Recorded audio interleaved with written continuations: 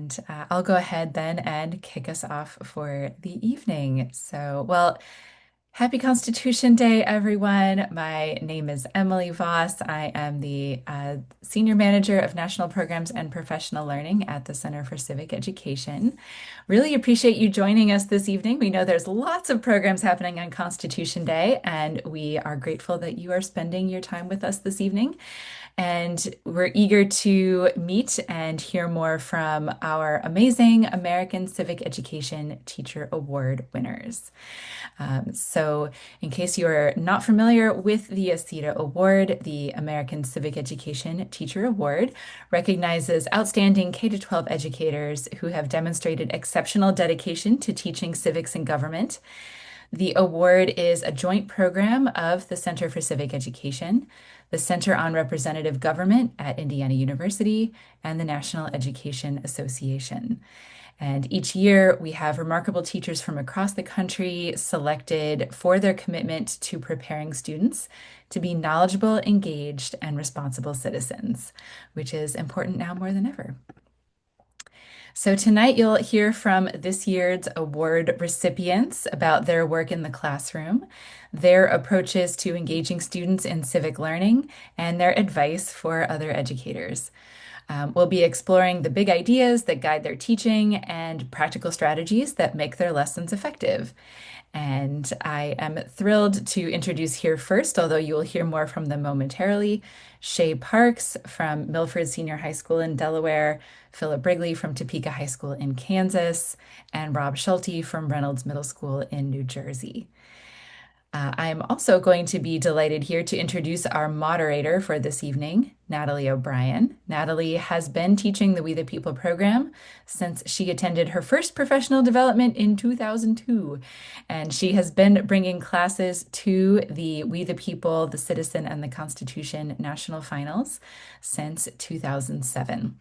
She herself was an ACETA winner in 2014 and has been recognized for her love of civics at both the school and the state levels. In addition to teaching and mentoring, Natalie coaches tennis at North Smithfield High School in Rhode Island, and she is the student council advisor. And she'll be guiding our conversation this evening with the awardees.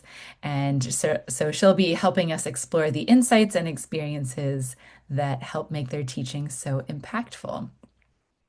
And before I hand things to Natalie, I do want to point out one thing. So, Center for Civic Education, we're sponsoring this evening's webinar, and we are celebrating our 60th anniversary just as we are ready to kick off the America 250 celebration.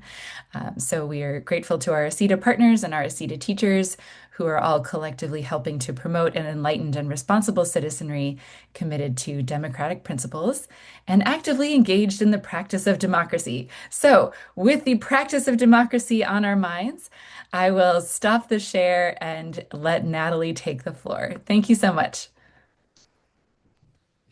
Wow, this is so awesome to be here. It's been over a decade since I won my award, and the topic of civics and civic engagement with students is more important than ever. So thank you for having me, and I'm excited to talk to our three winners because it's great to recognize your achievement. And the wonderful thing about the We the People program, or just civics teachers in general, is that we get to learn from one another. So this is quite an honor for me to be here. So thank you so much.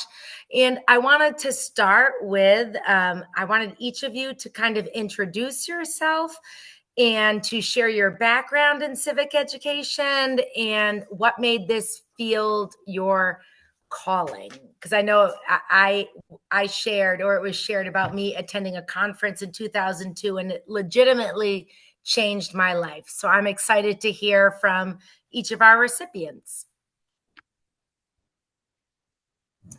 I'll go first since my picture was first.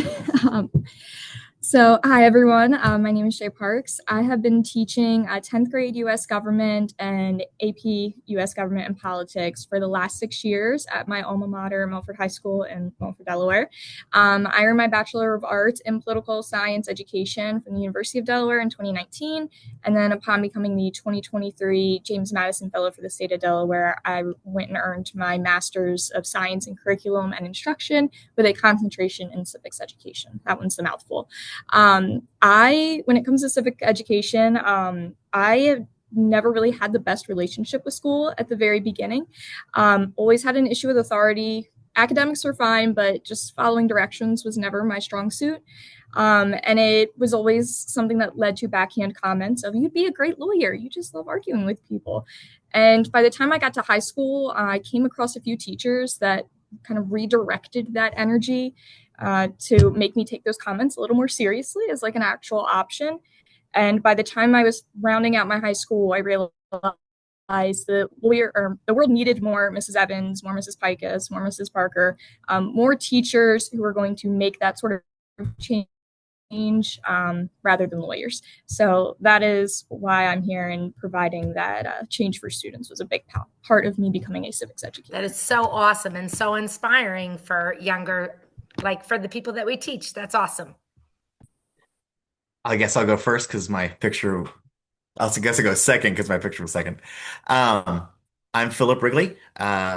I'm in my 13th year at historic, beautiful, and diverse Topeka High School in Topeka, Kansas, which some of my history and government people might know Topeka as the home of the Brown v. Board of Education Supreme Court decision. This is my 18th year overall in public education, and I came to civic education kind of through the volunteerism and organizational leadership route rather than like the doing politics focus. Like really focused on like how do we make the community better? How do I do my part? Um, After college, I became an election worker. I'm getting ready to do my, I think, 30th election that'll work here soon. And sort of fell in love with like voting and democracy and all of the things that make that work. Uh, it took me a while to realize that I wanted to be a teacher, even though other people had figured it out, including my wife, long before.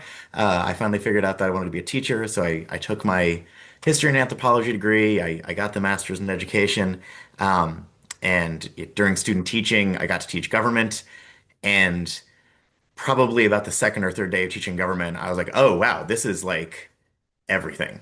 Like, this is like, I love teaching everything else, to be clear. I teach other classes, but um, it was just sort of my battery pack. And every time we went in, I was ready to go. And then I've taught government almost every year since. I do also teach, U.S. history, Hispanic studies, sociology, world history, some other stuff, ESOL. But I just love the clear mission of civics education, right? Like the whole class from beginning to end is how do I help these kids become informed, active, conscientious citizens? And that mission is just so motivating.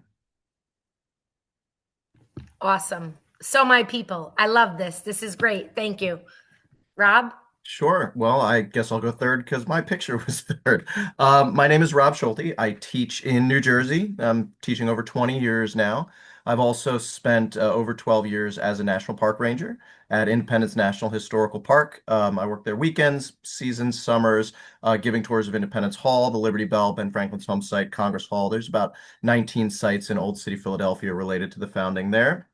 Um, yeah, also a James Madison Fellow, where I completed my master's from the Pace Gilder Lehrman program. I still do a lot of work and volunteering with the James Madison organization, helping with the summer program, helping select the new fellows as well. And, it's funny we mentioned the We the People competition. If you wanted to ask why I'm sitting here as a teacher, it's because I had excellent history teachers as well. And I remember vividly the teacher that drove me into civic education was my government and law related experience teacher, senior year of high school, where I also, through his class, participated in the We the People competition, let's just say back in the 1900s, and really felt that the impact that he'd had on my life was something that needed to be continued and perpetuated, that other students needed strong history and civic educators in the field. And that's one of my favorite things as a teacher is seeing a couple of my old students going out into the field as well. So. Thank you, Rob. Yeah, that's awesome. I mean, something I have found over time meeting with civics educators is that there's a passion to the field and a determination to make sure that we are giving our students like the skills that they need to make sure our republic continues. So I love to hear that from all of you. So I'm just wondering, what about being an ACETA winner has really resonated with you? Like, what did you take away from this opportunity?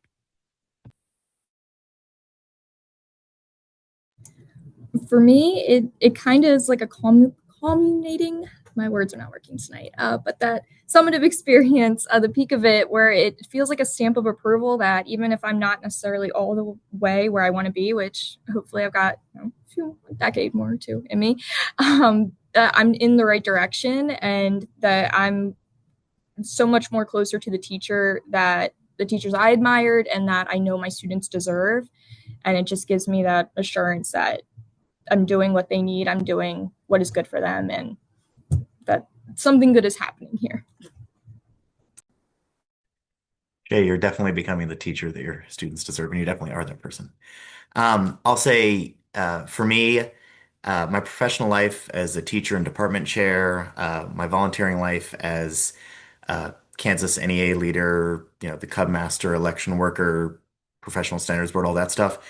Basically everything that occupies my time other than being dad, husband, son, nephew, uh, in some form or another is about educational excellence and vibrant democracy for all. Basically my life's work.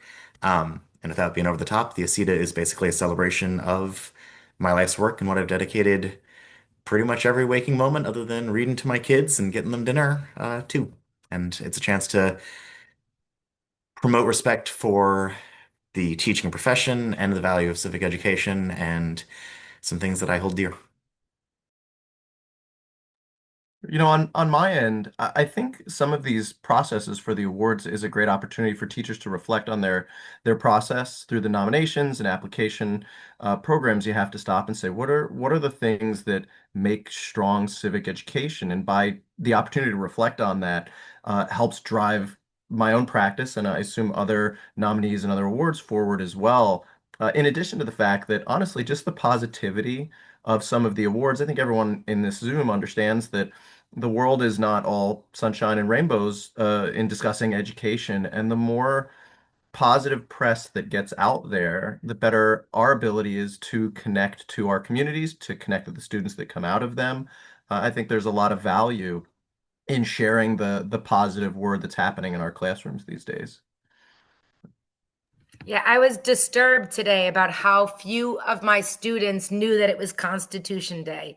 And this was something that should have been instilled on them for a very long time. So I appreciate the joy that all of you are sharing. That's clearly why you are nominated and won this award. And I appreciate that you are warriors. Because I'm sure you experience it. At my school, so many people share, like, oh, so difficult to teach civics, or so many things that are hard to say.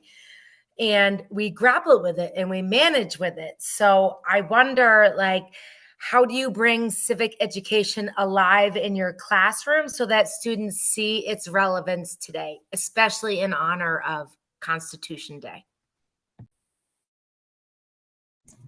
I always try to bring it back to them personally and build that connection. A lot of the times when they're entering the school building, it feels like, and it can be just some of the students I work with, but it's hard for them to feel the value in being here. And having them build that connection to literally anything. And I think civics is just such an ideal subject for them to do that with, because that's the whole intent of it, is that you do something meaningful to you, to those around you, which hopefully then is also meaningful to you.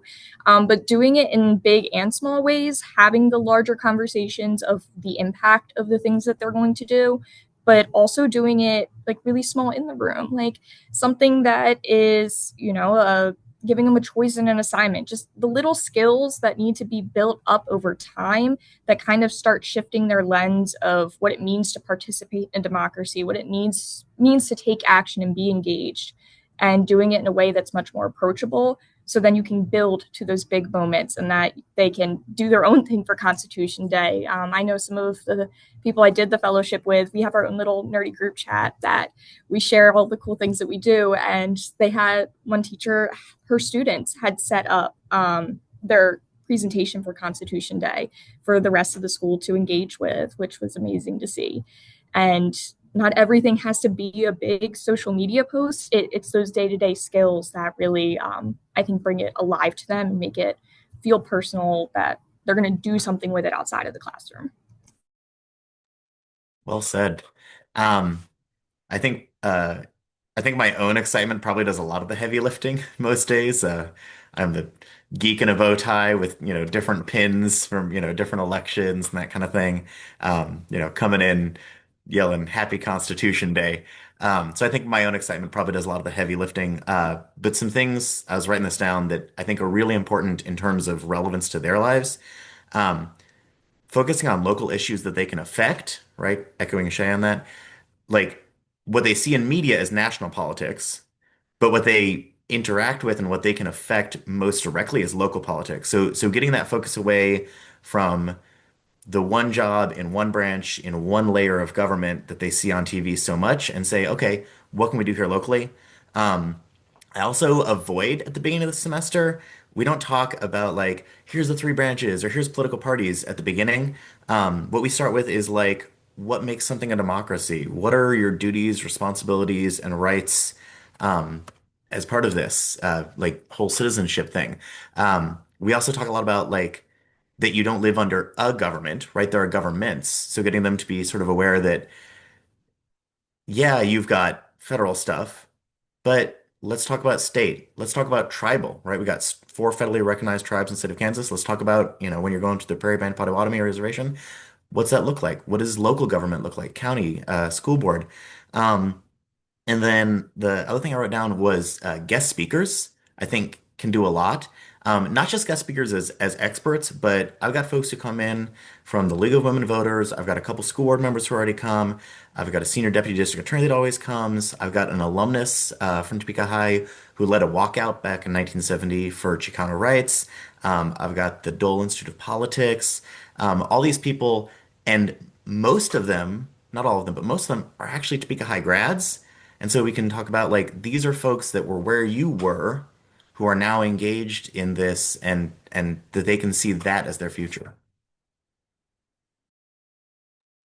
Just to bounce off both of those answers, I mean, my students might struggle to see how they're going to use, but don't tell their math teachers I said this, but they're not going to see how they use pre-calculus out in the real world. But if we can start at the core of our classes on how the students are impacted by the government and how their actions and their decisions impact their communities, their states, and in turn the government, then they're going to see a lot more relevance than when they're doing the Pythagorean theorem. That is actually one of my favorite things about teaching civics is the ability to bring it to them quite literally. And I've always, with New Jersey, used the example of Hurricane Sandy. I was teaching in Neptune on the beach when that had happened, and there was no quicker place to say, hey, what is the relevance of civics in your life than my students that are having their homes rebuilt by FEMA or looking at the emergency response from the state and local governments that really drove a lot of our education for that entire year in which Sandy took place. So, as well as community service too. We did collections and things to help rebuild those neighborhoods and supply the people in there that needed them. Those things are real and tangible for our students.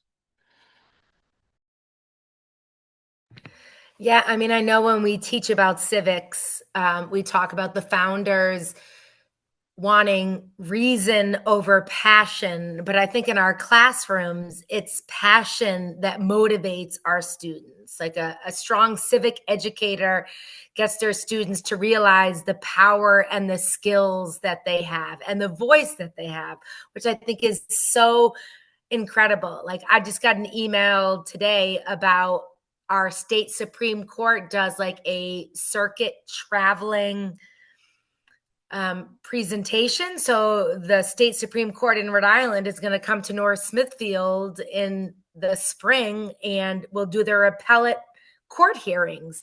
And I was like, that is so amazing. And my child said I was like a civics nerd. And I was like, no, this is what it's all about. We're bringing government to people. So I think you already addressed this, but are there any like strategies or approaches that you take to really engage kids in having this informed citizenry and the importance of their role in our democracy? First, I just want to comment on both Philip's comment about bringing in guest speakers. I think absolutely, especially when they're the alum, that sense of expectation for the future of this is something that is an option. It may not be what they want to do, but it's something that just starts making them think about what they can do, which sometimes is much more narrow than we really want it to be. And yeah, for the math, that is my go-to statement. I will never justify why you have to go to your math class, but please do not try to argue with me about why you need this class. I can defend that all day, every day. But specific strategies for me, simulations have just been the best skill building tool because it really is hard sometimes to get them out of the classroom to do these things.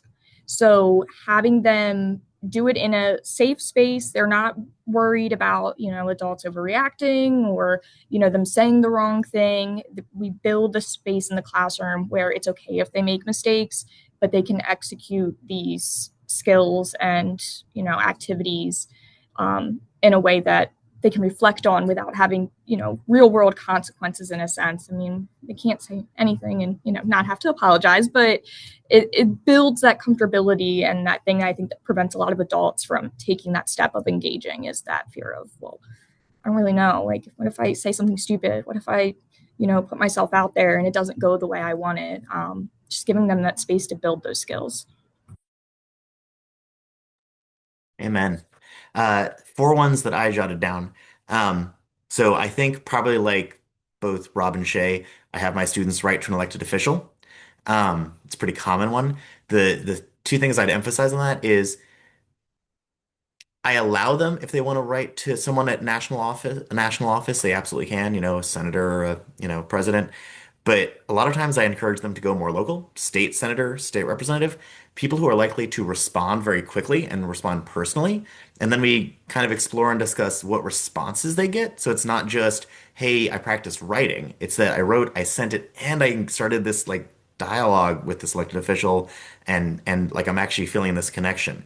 Um, Doing like a civic engagement points kind of ongoing assignment I've seen be really effective, where it's like attend a school board meeting, you get 20 points, pick up trash in the local park, you get 15 points, and then over the course of the semester they can kind of pick and choose how they want to build that up and practice their own civic engagement. I always have my students do current event analyses. I don't direct them what their sources need to be, other than that it has journalistic integrity, and you know that it's like actually covering news and it's not some meme from their friends, TikTok. But they do 8 of those over the course of the semester, and their main task is that they both summarize it and then they have to connect it to what we've talked about. So they're making some of those direct connections. And then last but not least, I love a good Socratic seminar. And part of what we discuss is that the Socratic seminar, the point is the conversation, right? It is how to have that dialogue, how to have a dialogue based in evidence, and it's not a debate. It's just an exploration of complex ideas together. Um, and we have language supports. I work with a lot of English language learners, so we've got sentence stems for conversations. We've got sentence stems for writing their higher level questions. We'll do them multilingually. I had one Socratic seminar that was conducted in 5 languages, and we just made it work.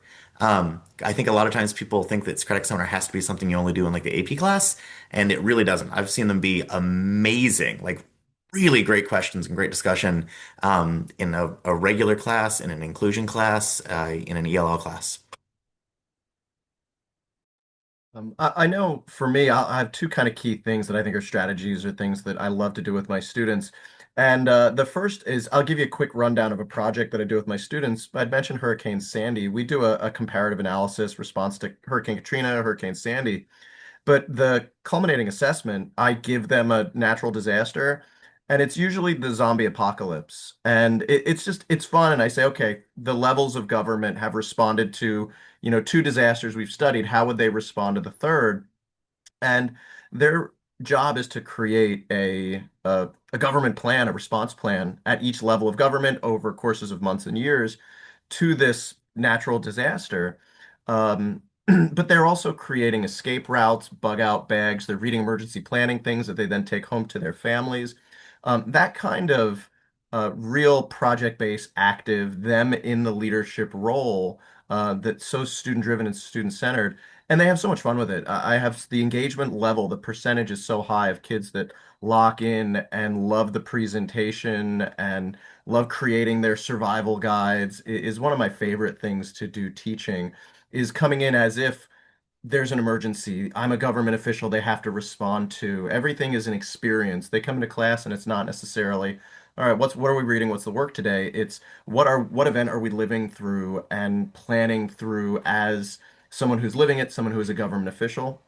The one other strategy I'd say, which is a little shorter, is history gives us a great opportunity to teach them skills in a way that is sneakily developing them things they need for the real world. I know I'm still in the revolution right now. We get into real heavy civics in about 3 weeks. But I know that right now I'm comparing with my students British responses to tax protests versus American responses, and the Boston Tea Party and the Boston Massacre. Here's what the soldiers said, here's what the colonists said. And what the kids don't realize is we're teaching them to identify bias. And it doesn't matter whether it's in the 1700s, if they develop the skill to identify bias, they can do the same today when in the civics unit, I might say, pick a current event, read something from both sides of the political spectrum, and compare what their responses are. They've learned the skills in a real safe space, even for us as teachers, to avoid some of the political landmines that might challenge us in our communities. Yeah, thank you for sharing. I mean, definitely there are challenges in teaching civics. And I love that everyone is like stepping forward, embracing the challenges, and like giving students the tools that they need to navigate them. So I just wonder, like, in this political climate, how are you navigating some of the difficulties? Because we need to teach the kids the content and the skills, but we know that there are many difficulties in our classroom about talking about these really complex issues. So how are you managing it? And what advice would you give to like new teachers who are trying to not avoid things that are difficult, but embracing it and making sure that kids have these skills moving forward?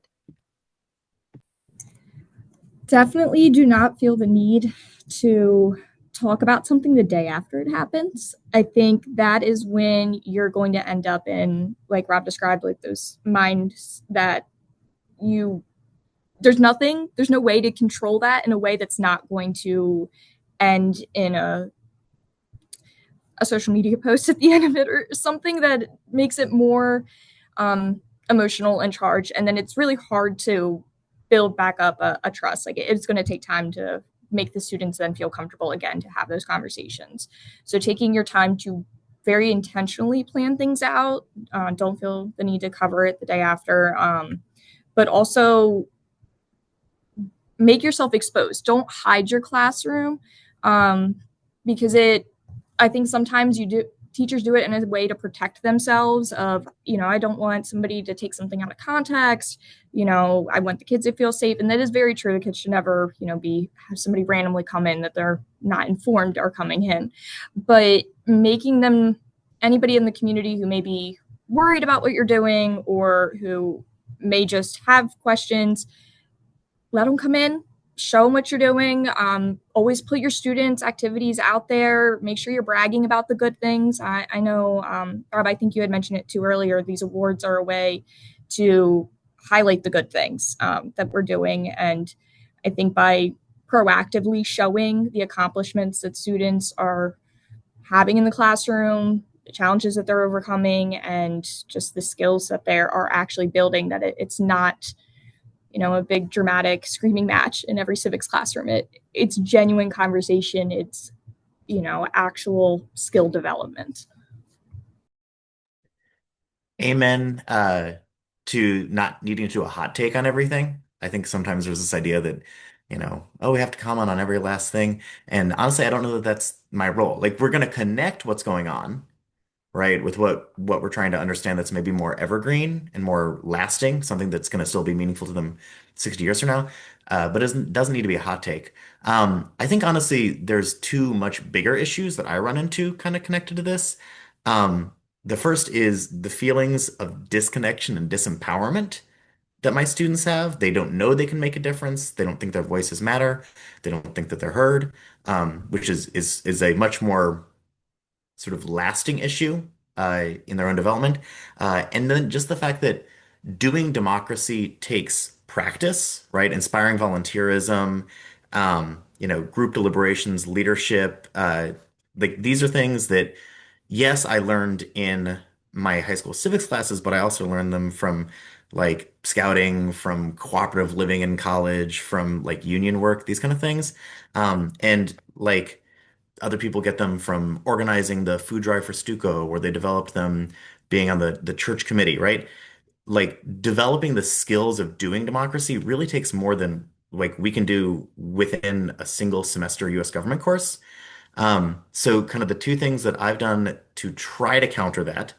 Um, is we started a voting club, the THS Voting Club, which is all about like getting students civically engaged. Not like those kids getting civically engaged, although I obviously do, but like it's them helping their peers to get civically engaged, which is more effective. And so they do things like, yes, voter registration drives, but they also get students to sign up to be election workers. I don't know what the laws are in every state, but in Kansas, you can be an election worker at 16.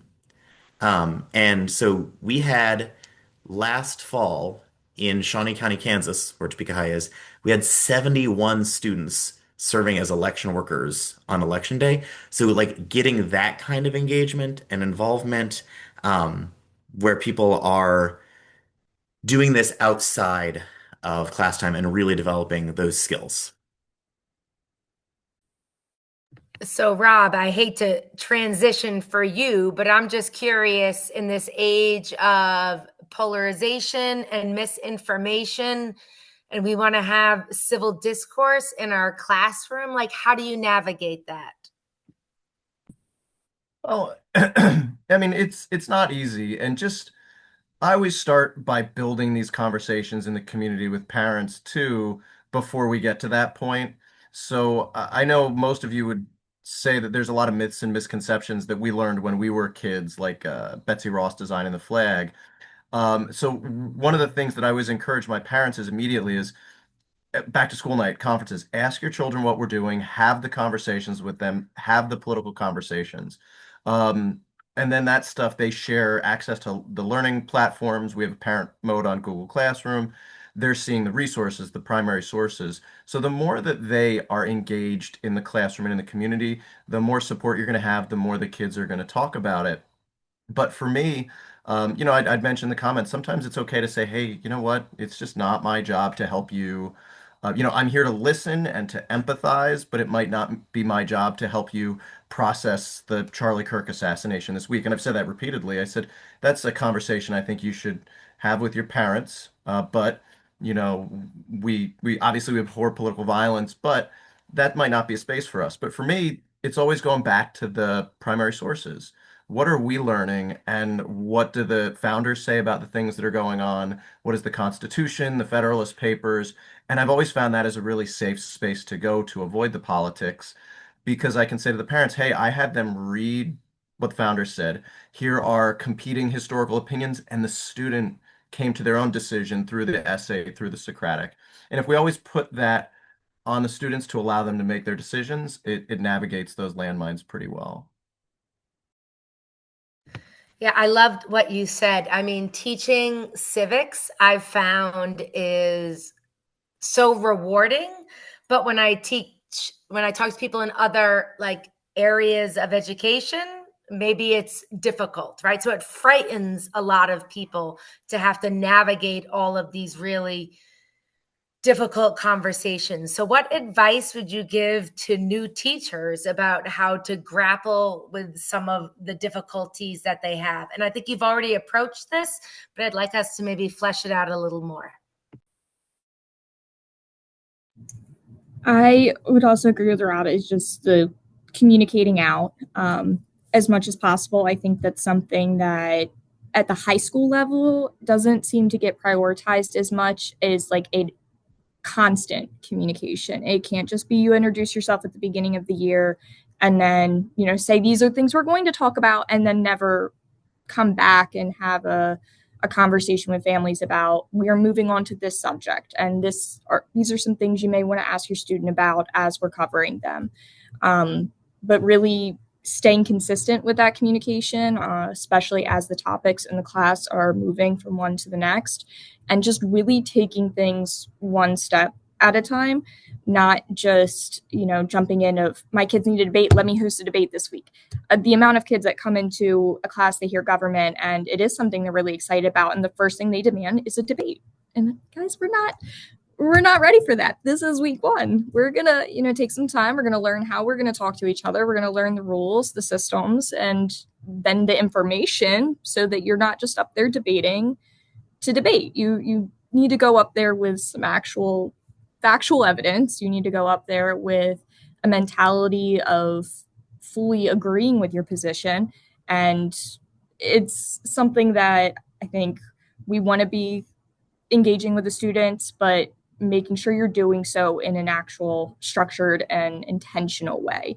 Because it's really nice. Like nobody wants to turn away from a debate. They're usually pretty engaging, but just being very intentional with the things that you're doing and just building up to it, not skipping steps along the way. Because when you skip it, that's where you end up in a landmine, and things will blow up quite quickly and can blow up quite badly if you're not being intentional with the things you're doing. Thinking about like advice that I'd give to someone kind of maybe earlier on in the journey. One of my, I think the easiest thing to say would just like do your best, like help your students start feeling like they can be successful, start helping them feel like they can make a difference, know that you're making a difference. And then as those students start to feel effective, as they start to like see their successes, they'll start taking on more. With the THS voting club I was mentioning, um, during the pandemic, we were trying to figure out like, okay, what can we do on Zoom? One of the students was really involved with filmmaking, like he was in a video production class.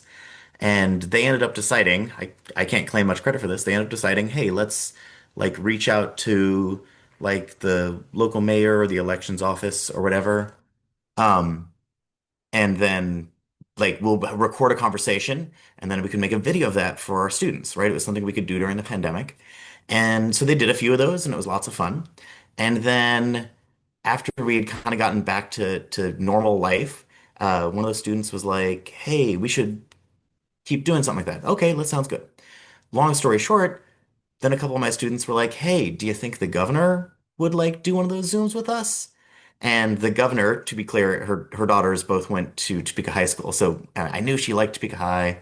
And so they reached out, and the governor's office basically replied, "No, we governor does not want to do a Zoom. Governor would like to come in person." So of course, I start freaking out. And we ended up hosting the governor for like an onstage interview with the voting club kids. Kids will never forget that. That'll be the time that they talk to the governor, right? Um, and we got to basically host the whole thing, but it started with, "Hey, there's a pandemic going on. What can we do?" "Oh, well, let's just do some video Zooms with people, right?" So do your best, start small, see where it goes once the kids feel like they can do something. Yeah, boy, if I had a time machine to go back to new me 20 years ago, that's the first thing I would say is like, take a deep breath. It's going to be okay. I promise it's going to get better. Because I think all of us remember those first few years in the classroom. And boy, I didn't know I was going to survive. I was going to make it. And it takes time. And I think for any new teachers on here, any administrators on here, that support structure for new teachers really matters. There's not that many teachers going into the field now. We need to keep the ones that are there, and learning how to survive those first few years and grow into being successful is really important. And I'd actually throw that in. Some of the best advice I'd give a new teacher is something that was life and career changing for me. I'd attended a one-day professional development at Monmouth Battlefield in New Jersey. It was presented by Mount Vernon, and I think it might have been Allison Wickens handed me a flyer for their summer institute. And I went to the summer institute. I didn't know I'd get picked. It was somewhat selective, but not impossible to get into. And spending that week residentially on the grounds at Mount Vernon, surrounded by other teachers, educational experts, real historians, was absolutely game changing for me. And it led to other things. It led to some teaching awards, the James Madison Fellowship, which is transformational.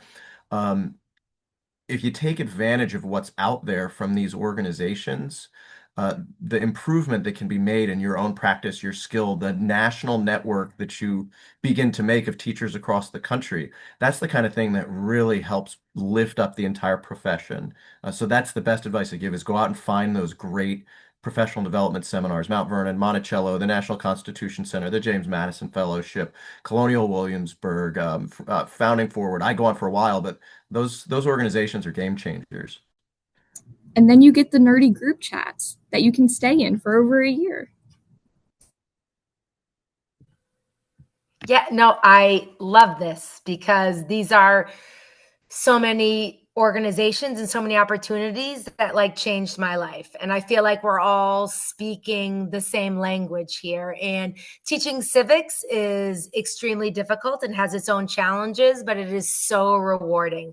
And it is amazing that we can teach kids that there's just not one right answer. And we need to teach them how to engage, like you had said, Shay, like we need to teach them how to engage in civil discourse and how to have difficult conversations, but like have them in a positive way, right? And that's a wonderful thing about Constitution Day. Like that's what we need to remember. Like these delegates who met in Philadelphia did not have the same beliefs and the same background, and they found a way to compromise and try to build something better than themselves. And I think that that's something that we all aspire to hear.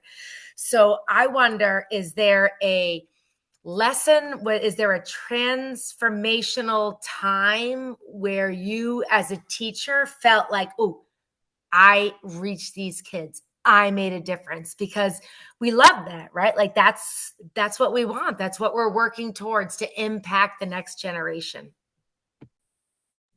So I'll keep the particularly sappy ones to myself. I just like holding on to those. But I do have one moment that I never thought was going to happen. We did a election project simulation, this massive behemoth of a thing with my AP government students. And it was a small class of only about 12 kids. So it was a little awkward because there's a lot of different roles. There's interest groups, there's the political party leaders, there's the candidates, their campaign managers, there's the media. So getting it to work with 12 kids, I was like, oh, this is going to be a little rough.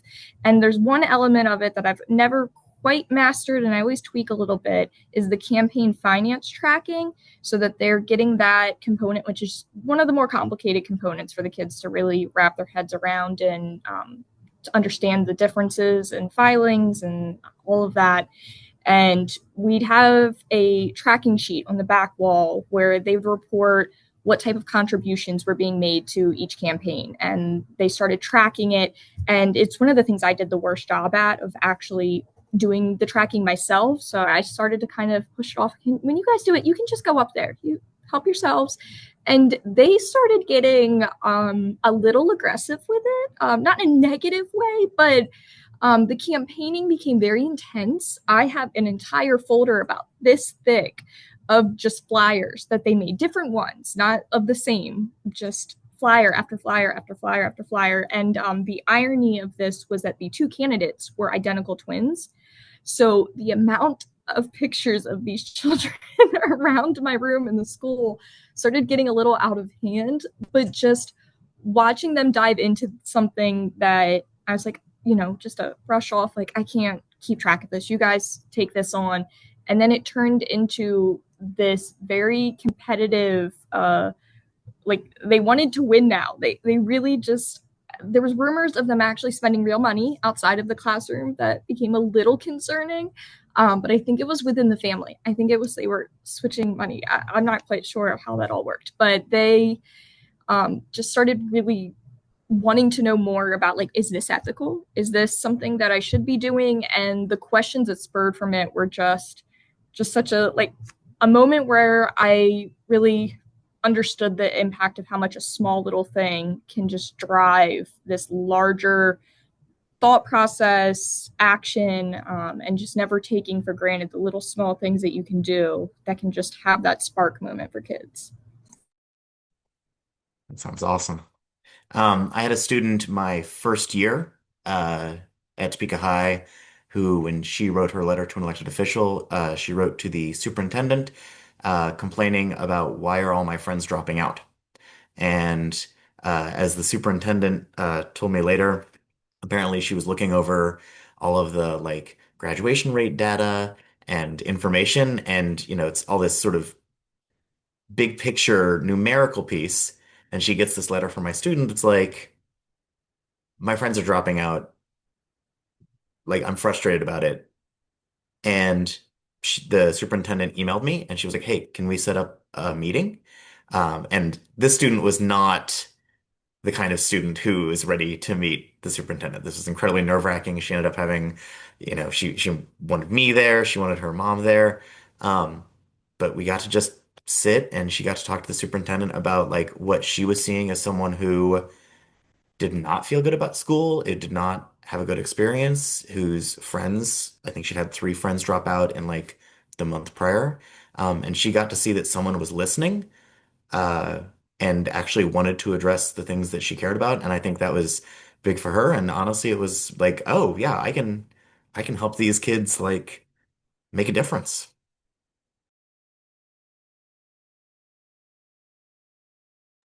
All right. Well, for me, boy, I guess to really sum up, if you'll indulge a little personal story here, I used to teach in Neptune.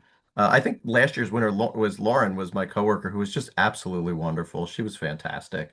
Um, but I started teaching sixth grade with Lauren, and then I had moved to teaching. I was transferred to the high school, freshmen and sophomores, and then I started teaching seniors. I was wrote a pop culture elective, and the course was very high demand. Kids were very interested in this. We went to the home ec room every Friday and cooked, and we broke down historical movies. We did all this fun, really history related pop culture stuff. But I had traveled with this same crew of kids for 7 years, and I used to refer to myself as Mr. Feeney to them. And luckily, they didn't get that reference at first. Luckily, Girl Meets World came out, and they started to understand what that meant for a teacher to move with them and teach them along the way and see them grow. And, I'd mentioned what was transformative for me earlier in my career, but staying now 20 plus years in, stay 20 years in, staying in was I'm seeing the fruits of that labor. My LinkedIn just a few weeks ago showed me that one of the students is starting her senior year at Georgetown Law because she fundamentally wanted to change the world for the better, and I almost cried. Some of them have gone on to become teachers. I'm a fraternity advisor, and I went to our fraternity conference, and one of my students came up and gave me a hug and he said, I'm volunteering. I want to help mentor college kids.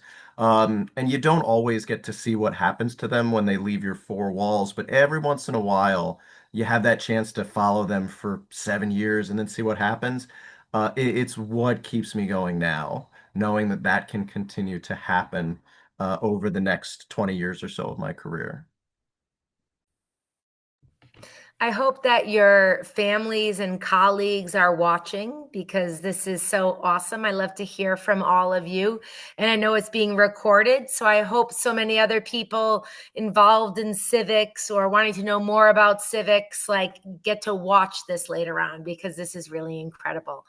So I'm just curious about the future, right? So we are trying, so that's where you were going, Rob. Like, we are trying to give kids the skills to navigate the future.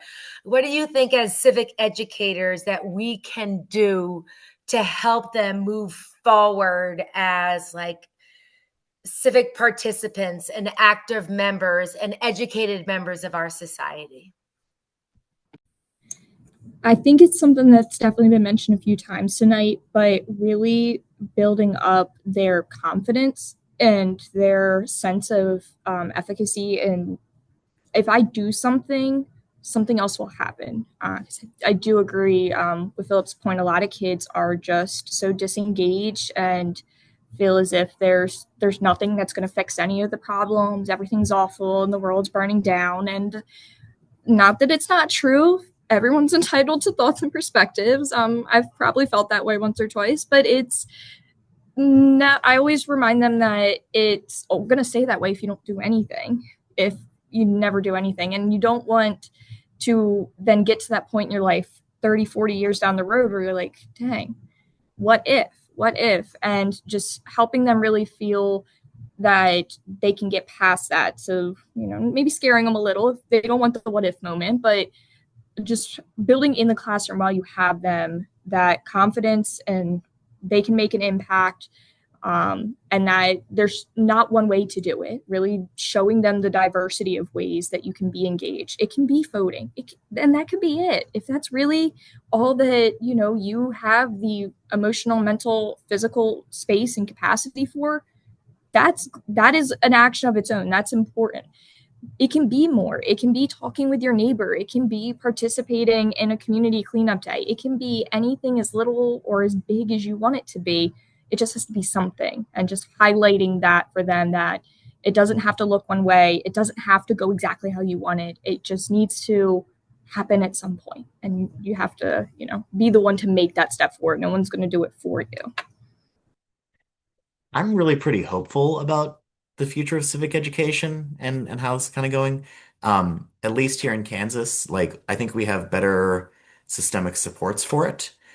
Just within the last like 4 years, we've got like the State Press Association and like the Department of Education. They've been collaborating on the Kansas Civic Games, right? So we've got like a whole big thing going on that's like honestly still in its sort of nascent phase, but like you can hear feel it taking off.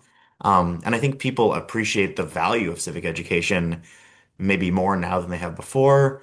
Um, Kids now and for the last several years have been generally people who care about the world around them and like want to do better. And so in that sense, I'm pretty hopeful that we've got generations worth of conscientious folks who, if they just have the opportunity to develop the skills, uh, that we can help them do good work. So I'm actually really hopeful for civic education and how we're doing.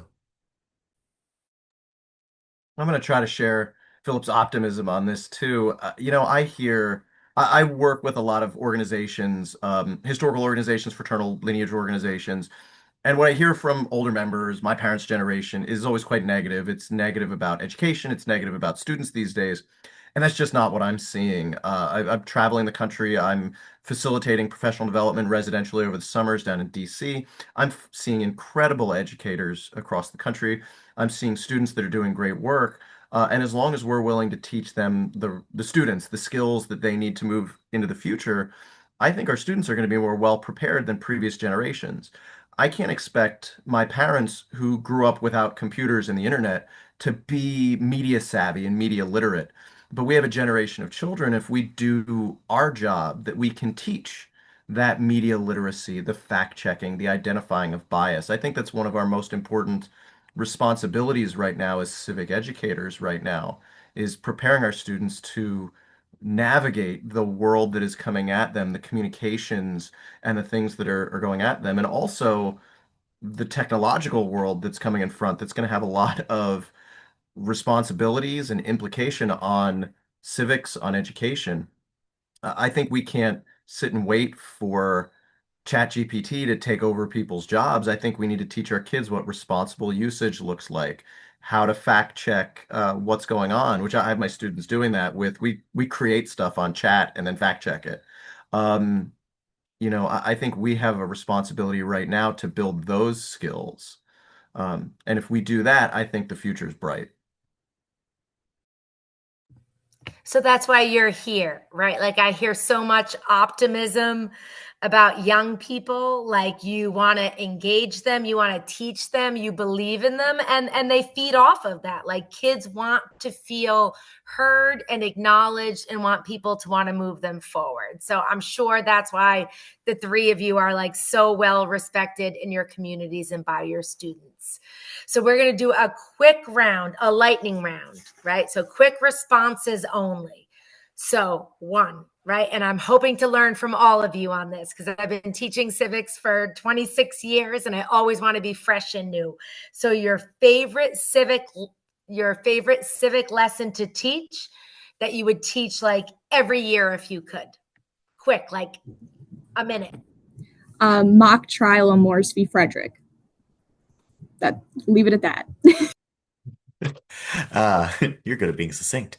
Um, my final, which is a lot like Rob's, where they pick an issue they care about in the community, they figure out what they want to see happen, and then they tell me how they are going to get them and their classmates to affect local, state, tribal, and federal government to address that issue. I already mentioned it, but using federalism and levels of government to solve a zombie apocalypse. It's going to happen till I retire. Okay, I really need to learn more about the zombie apocalypse. So It's if maybe, you Google it, it's published. It's out there. Y'all can find it if you need oh, it. your thing is published? Yeah. Because I would like to be saved Yeah, the New from. Jersey Studies Alliance has the lesson online. You can find it. It's the Historical Commission and New Jersey colleges published it, so it's out there if I you love want. it. Okay, most underrated primary source document in your mind, but that you love to teach. For me, it had to be Mercy Otis Warren. Her anti-federalist papers were something that I had never seen before until I got into the James Madison Fellowship, and I think it was really provocative for the students to think about. Oh, there was women had opinions at this time, and I was like, oh, really? They did. Does that surprise you? But it always gets the academic side of it, but then also gets them questioning a lot more of the culture and history at the time. I'll have to use that one. Mine would be Belinda Sutton's Petition of an African Slave from 1783. I got it from a Bill of Rights Institute Votes for Women colloquium a few years back, and it is again from 1783. That's important to understand for context. It's a 70-year-old formerly enslaved woman's petition to the Massachusetts legislature, where she is essentially saying, I want my share of the value of the estate in which I was enslaved for 50 years because her former enslaver is a loyalist who has fled back to England and died there. And she basically says, I need money for my care and my daughter's care. And she gets it. And this is before Olada Equiano, and she has basically a paragraph where she talks about her experience being pulled into slavery. It is a elderly black woman advocating for her share of the work she's done. There's so many layers to this. It's less than a page long, and I've had amazing Socratic seminars with it. All right, I'll give you a deep cut. The Will of Thaddeus Kosciuszko. One, because students have a hard time pronouncing Kosciuszko. Two, the Polish George Washington is such a heroic figure. He's, sets up the defenses at West Point. He's one of Washington's highest engineers. He goes to Poland, gets injured in the Revolution, comes back to America injured, and he sits with Jefferson and he writes a will for all of his money that's in America, and he gives all of that money in his will to Jefferson to use to free slaves and give them an education from Jefferson's own or any others. And then, of course, Kosciuszko dies, and Jefferson refuses to do it. It's very illuminating into Jefferson's perspective, and it's about a paragraph. It's very readable for students. I will clearly need to watch the video back to get all of these awesome ideas. But what would be one word that you would use to summarize your teaching philosophy? Uh, Not in a negative way, but attitude. That's that's probably about it. And one of the benefits of teaching high school is that it works in a lot of different ways. Empowerment. Experience, not mine, the kids having them. Experience. Yeah, awesome. Because we have to acknowledge, right, that they are people before and outside of our classroom.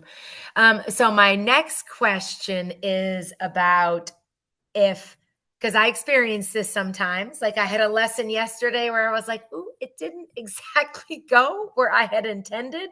So if you want to like re-energize your class and bring your students back to the level of engagement that we're all hoping to achieve, what's something that you do? I love the iCivics games that are available. And my go-to one is Do I Have a Right? It's so unintimidating to kids. They can enter in without having to do a lot of prior knowledge buildup, especially with the high school level. But it really sparks a lot of very aggressive. Sometimes they just get really hooked on decorating their offices, which always throws me for a loop. But they then just start getting in very passionate conversations about things that we can then build upon a lot more going forward.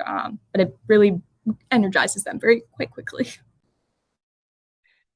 A silent classroom is not a virtue. So my students are sitting at tables of 5 students, and I'm just going to give them some time to talk at the table and process and make some sense with each other of what's going on. I love taking historic art images and throwing them up on the Promethean board on the big screen and making the students get up and out of their desks and respond to those images with usually some kind of specific task. Today was Bostonians paying the excise man. Who are the people? What do they do? Where are they? Tomorrow's the Boston Massacre engraving. Last week it was compare the different images of Pocahontas, the engraving, and the 100 years later. Give them a piece of art. There's not a lot of reading skill. It's accessible to all students in all languages, and force them out of their desks to talk to each other up there at the screen and figure out what's going on. Yeah, it is so important to get students up, moving, talking. Like that's so valuable, like a skill that will bring them forward. So I wonder, like, I think maybe Elizabeth Cady Stanton would be my person, but if you could bring a historical figure into your classroom to speak to your students, who would it be and why? My daughter would never forgive me if I didn't say Hamilton. I think the amount of times my students have had to watch it for my own sake is just why did you do this? They need to know. They have to understand his life choices because to them it makes no sense. But his impact is something that I think they also kind of are like, did you mean for this? Is this where you saw that going? So there are a lot of things that I think they'd like answered if Hamilton could come back. He's a good one. I love a good guest speaker. I'd love to have Zora Neale Hurston, Bayard Rustin, Dolores Huerta, Frederick Douglass, Jim Lovell. Like I have my, people I'd love to have. But who I'd really want is Linda Brown. She was the little girl in the Brown v. Board of Education case in Topeka Public Schools. She raised her kids in Topeka and was an educator in Topeka. She just died a few years ago in 2018. She actually did used to come to our schools and she would talk. But I think it's incredibly powerful. I do still have a recording that I share with my students, but to see little kid from Topeka who is now deeply historically important. My students would throw me out a window if they didn't hear me say Hamilton for this. But I will. Shay and mine are the same way. We listen to the musical; they're wild about it. But I would say probably someone who took some level of radical action, a Nat Turner or a John Brown type, be one of those. Okay, my last question in the lightning round. What would be one thing that you would want students to know about our democracy? That our democracy is going to demand more of you as an individual than it does from our whole systems of government. We need more action from individuals, and we really need our government to act when it comes to maintaining this in the long term. If we're talking about democracy as a whole. Echoing that, that democracy is a shared set of values, priorities, systems, right? It's worth of the individual, majority rule, minority rights, rule of law, equality of all persons, right? And that those systems and those values are theirs to care for as voters, as election workers, as community members, as volunteers, as public servants, right? In all the different roles they take on in life, they have to be the keepers of those values and the maintainers of those systems, and that we can have peace and prosperity if they do the work. Very similar to those, but the founding documents, our government, our civics, the Declaration, the Constitution, are not static documents from 250 years ago. They're ideals that were not achieved at the time and still need to be achieved now. Nothing in our government or democracy or civics is a given. Ben Franklin says it's a republic if you can keep it, and there is a responsibility. I know I'm going back to my tour guiding the Independence Hall days here. It is a responsibility of all of them to achieve those ideals and keep that republic.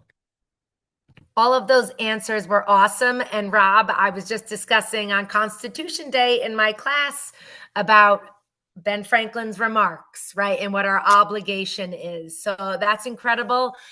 At the start of the We the People high school textbook, there is the quote by Judge Learned Hand. And we always start our year by discussing liberty lies in the hearts of men, right? When it dies there, no constitution, no law can save it. And we need our students to understand their role, right? And that's what you're all echoing and discussing. Like they play a part in this story and this history, which should be, and we hope to be, enduring. So it was wonderful to hear from all of you. This was great. This is why it's fantastic to be a part of ACETA, right? And get recognition and then meet other people who share the same passions as you. And for anyone who's listening or watching the video, please apply, right? They will be opening on December 5th, right? That you can apply for this awesome award and get to meet other colleagues who are so tremendous. So at this point, thank you so much for inviting me. This was a really wonderful opportunity for me to meet with other inspired people dedicated to students and our republic and civic education. So at this point, I will turn it over to Emily. Thank you, everybody. Thank you so much. And Natalie, thank you so much for moderating this evening. I certainly hope that you not only came away with some really amazing, ideas and inspiration from our ACETA winners, but also have a sense of the community that is ACETA winners, both previous and current. So we've had a lot of fun discussions going on in the chat, and we would obviously love to have any of you or any of your colleagues join us as a future ACETA winner as well. So thank you for Natalie for queuing this up. But yes, indeed, the applications will open December 5th, and we will look forward to seeing lots of new applicants next year. I do want to give my colleague Kelly Reichert the floor for a moment here because she also has some additional resources to share. All right, I will try to go in the lightning round format. Emily, to the next slide. We hope that you picked up some really amazing ideas here from our educators. I know that I did as well. And we wouldn't be good civic sharers if we didn't send you away with additional resources, things that are free, ready to go that you can use in your classroom tomorrow. So along with our colleagues at the Civics Renewal Network, we have a number of resources available to you in the Constitution Day Hub. You can get lessons, videos, primary sources, biographies, everything you need to keep your Constitution Day celebrations going, not only for today, but throughout the entire school year. We do encourage you to visit that and check out what the center has along with all of our partners in the Civic Renewal Network. Next up, we are really excited here at the center. Just today, we are releasing a brand new collection of curriculum materials. It's called Elevating Unheard Perspectives. This is aimed for the middle school level, but can absolutely be modified for elementary or high, depending on how you'd like to scaffold. This is something that we've worked on. It's a very unique curriculum focusing on Indigenous and rural communities. And it's working with the primary sources, but leading the students to participate in civil discourse. So working in Paideia seminars to have discussions about various topics that once you get the kids into this, it was so amazing to see how many similarities there really are between Indigenous communities and rural communities, the obstacles that they face, and also the traditions that they honor. So I would invite you to check out that curriculum. And I believe we have one more slide. Focusing in on our elementary friends, we do have a series of lessons and videos that hit at the basics, constitutional foundations of privacy, responsibility, justice, and authority. And these, again, are written in inquiry fashion because we want the students to be asking the questions, analyzing those primary sources, like our ACETA winners told us. It's really best when you put those tools in the hands of the students and let them form their own opinions. And so you will find in these lessons that approach for them. And we would invite you to check those out. We hope that you will stay in touch with us. This is information for the center. We host the ACETA registration website, but we will be sure to share your information with all of our partners. We are thrilled to be in partnership with the NEA and the Center on Representative Government. We are thrilled to have spent the time with you today here on Constitution Day. I'm going to turn it back to Emily for our goodbye. Thanks, Kelly, and thank you so much to our 2025 ACETA awardees, Rob, Philip, and Shay, for sharing your time, your expertise, and your passion for civic education. Your dedication to your students and helping them find their way to be active, informed citizens is really, really inspiring and really just very enthusiasm building. So thank you for this. And I know that everybody who is here with us tonight is leaving with ideas that they can take back to their classrooms. And I'd also like to thank Natalie O'Brien again for guiding this incredible conversation. And thanks to all of you for spending your time with us on this Constitution Day. So on behalf of the Center for Civic Education and our partners, thanks for being here and for everything that you are doing in your own classrooms to strengthen civic learning in your schools and in your communities. So thanks again, everyone. Have a wonderful evening, and we look forward to seeing you at a future webinar. Thanks a lot.